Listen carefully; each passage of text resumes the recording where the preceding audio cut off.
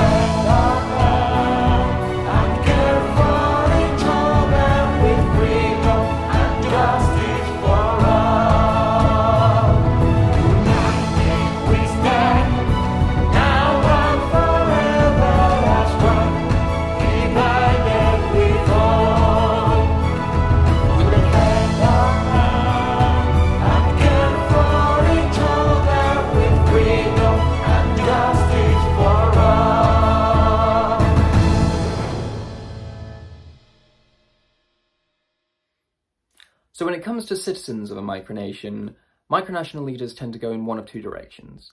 They either go the slow, steady, organic pace in which citizens are carefully screened and selected and accepted, or indeed rejected, or they go guns blazing and try to increase the number of citizens within their micronation, at least on paper, by any means possible in order to gain prestige within the micronational community. So to be able to say you have 100 or 1,000 citizens, it might raise some eyebrows in some sectors of the community, but you know, I've been involved in micronationalism long enough to know that any micronation that claims to have 100 or 1,000 citizens, particularly if they're relatively unknown or very new to the community, the reality is they've either pulled the number out of the hat, they've you know, decreed that anyone that likes their Facebook page or subscribes to their YouTube channel is automatically a citizen, or you know, they've done something to artificially increase those numbers, when the reality is it is just a handful of people, if that, involved in the actual governing, running, or just involvement within that micronation. So, you know, you do get some people who claim, you know, you know, they'll go into they'll claim a town or a village, and they'll say that, well, we've declared this town or a village or a part of a city as a part of our micronation, and so far we haven't had any objections. Therefore, everyone within that village, that town, that part of the city is now officially a citizen of my micronation.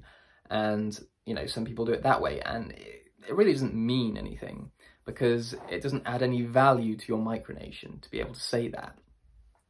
And this sort of brings us on to the topic of, should you have citizens? Should you have as many citizens as possible? Should you be very selective about the amount of citizens you have? And I think that's going to be the basic premise of this video, is what value do citizens of a micronation actually bring you? So in Stomaria, when we initially set up, we didn't have any citizens at all outside of the imperial family. And this was a very deliberate choice, because when we were founded in June 2019, me and my wife, we wanted to flesh out some of the values and the objectives that we thought were important. We had the rough idea of where we wanted to go. We had a rough idea of what we stood for and all the rest of it, but we didn't have the sort of nitty-gritty details. We didn't have the specifics in place. And so we spent a year sort of attracting a following based on our developing values and objectives. And it was on our 1-year anniversary in June 2020 where we actually opened up the citizen application process to people outside of our family. And even then, we were extremely selective with who we allowed to get involved within Stomaria. And I've always, at the time, we described it as an extremely exclusive but very informal process of recruiting citizens. So in order to become a citizen of Stomaria, you had to subscribe to our mailing list. You then had to answer some questions as to why you are interested in or support Stomaria. If you visited our website, you understand what we stand for. And if you replied, satisfactory to those questions, then you would become a patron. And then a patron would be invited to become a citizen if they were noticed by us.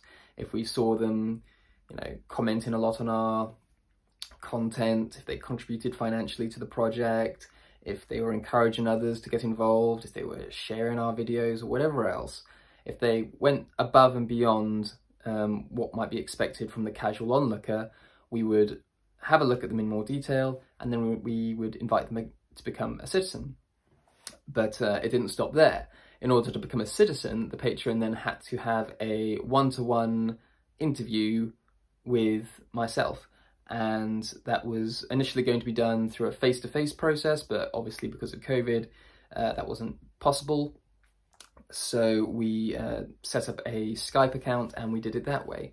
So anyone that wanted to become a citizen first had to become a subscriber, then a patron, and then had to have an interview with me, a face-to-face interview through Skype. And then if they were on the same page as us, they understood what we do, they understood what we stood for, and I was confident that they were going to be long-term supporters of the project, then we would accept them as citizens.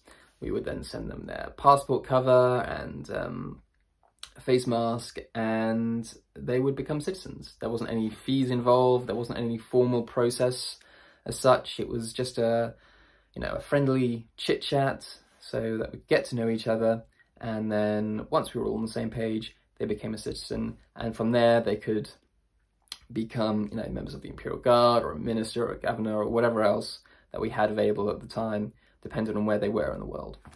And further to this, there were additional criteria in becoming a citizen of Stomaria, and one of the most significant things that you had to be was a permanent resident within the British Isles.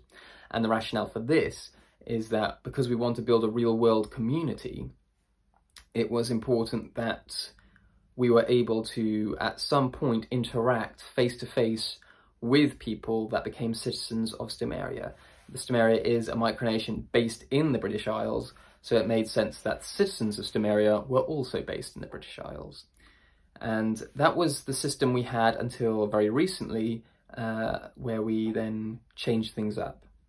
So over time, we decided that the process in which we were recruiting citizens was just too time-consuming, and in the long term, it just wouldn't be sustainable. I wouldn't be able to necessarily interview every single person that wanted to become a citizen of Stomaria to see whether or not they were going to be suitable or not. We couldn't keep giving away passport covers or face masks or badges or flags or whatever else to our supporters without a regular stream of revenue coming in to cover the those particular expenses. And the inability of people from outside of the British Isles to officially become citizens was unfortunate, because there are people outside of the British Isles that would have liked to become citizens of Stomaria, if only to show their support for the project at large. And so we reviewed what we were doing and how we were doing it, and decided to effectively turn it on its head. So the new system that we implemented, and we only implemented this a few months ago, is that we allowed anyone and everyone to become a citizen of Stomaria. There wasn't an interview process. There were no questions in place to, or hurdles to jump through.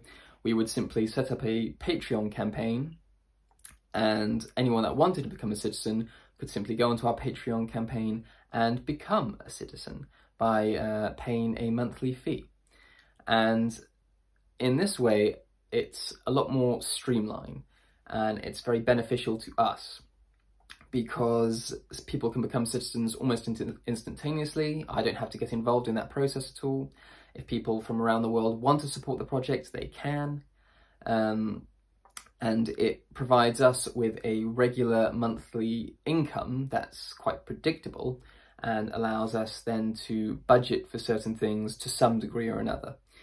And along with other sort of reforms we made within Stomaria, particularly about the way we used to give away merchandise, we now sell it through our online market. It's all just become a lot more sustainable and a bit more business-like, I suppose. A bit more of a, trying to think of the right word for it, but we're focused on raising revenue in order to keep funding the project, in order to promote our values and objectives on a grander scale. And in that way, it moves away from simply me contributing the vast majority of the funds to the project in order to keep it going, to a more community-orientated sort of funding where citizens are funding the project or supporters are funding the project through the purchase of our merchandise. And in this way, citizens do add value to the project. And again, this is the premise of the actual video, is that do citizens add value to the project? Would they add value to the project if I said that every one of our Facebook followers or subscribers on our YouTube channel, if they all became citizens automatically because I said so, that doesn't add value to the project. But people that initially, previously, that went through the process of having a face-to-face interview with me, and before that, sharing our content, liking our content, contributing financially, those were citizens that added value to the project. And now, all you need to do to be a citizen is to contribute financially on a monthly basis, and that adds value to the project. So both of our methods was a way of making citizenship beneficial to our micronation, to Stomaria. And that, I think, is the key difference between micronations that just want to have a number in place. They want to hit that 1,000 citizen mark without it necessarily meaning anything, and micronations that are quite happy to have 5, 10, 20 citizens, as long as they are adding value to the project, either through activity or through financial contributions. And that brings me on to another topic regarding citizenship, which is the issue surrounding what you might call dual citizenship within the micronational community. Now, there are some micronations out there that frown on dual citizenship. That is to say, you can be a citizen of your macronation, obviously, there's no really getting around that, and a citizen of their micronation, but you are then forbidden from becoming a citizen of another micronation.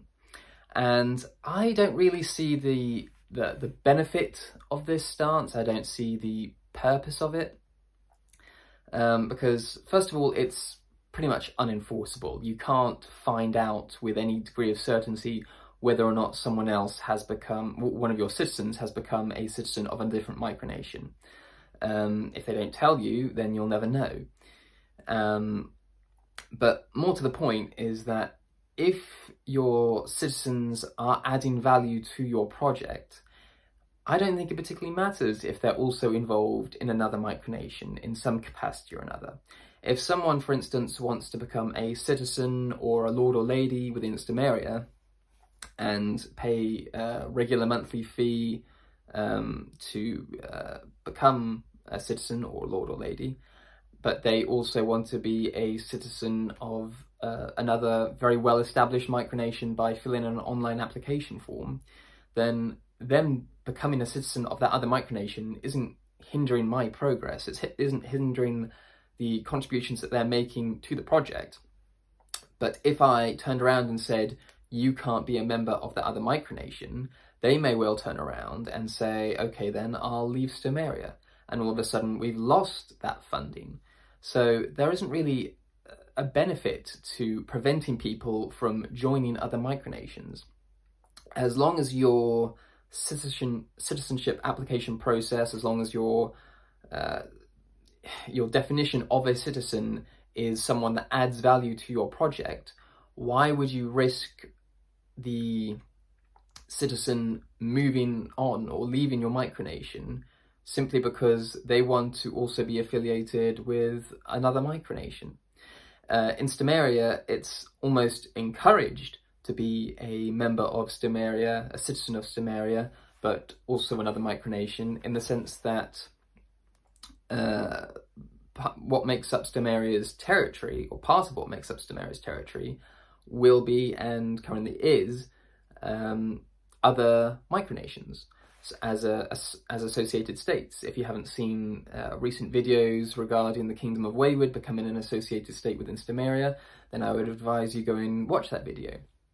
But the long and the short of it is, the Kingdom of Wayward and the people involved in the Kingdom of Wayward have become associated states, and associated state within Stomaria. And consequently, for example, King Raoul Halvar of the Kingdom of Wayward has become a citizen of Stomaria. He is the King of Wayward, but he's also a citizen of Stomaria, and I'm able to utilize the land that Wayward has in order to take part in various activities, which we'll be posting about in the coming weeks. So there is a real benefit to having people in other micronations also being within your micronation. And that's just a point I wanted to touch upon, because it seems to be a really hot topic in some circles for some reason. But the reality is that you can't stop someone from becoming becoming a citizen of another micronation, and if you try to stop them from becoming a citizen of another micronation, they may well leave your micronation. So I wouldn't personally give anyone cause to leave Stomaria myself, and I wouldn't expect you to give them cause to leave your micronation. So if people are happy to become involved in your micronation but also want to play a part in another micronation, as long as they're adding value to your micronation at the same time, I don't see the problem. Well, I think that's about everything that I wanted to cover regarding micronational citizenship. But if you wanted to become involved in Stomaria and help on its journey to develop and expand into something more, then please feel free to consider becoming a citizen of Stomaria through our Patreon campaign, the link of which I shall leave in the description below. Otherwise, please feel free to leave the video a like, subscribe to our YouTube channel, and we'll catch you in the next one.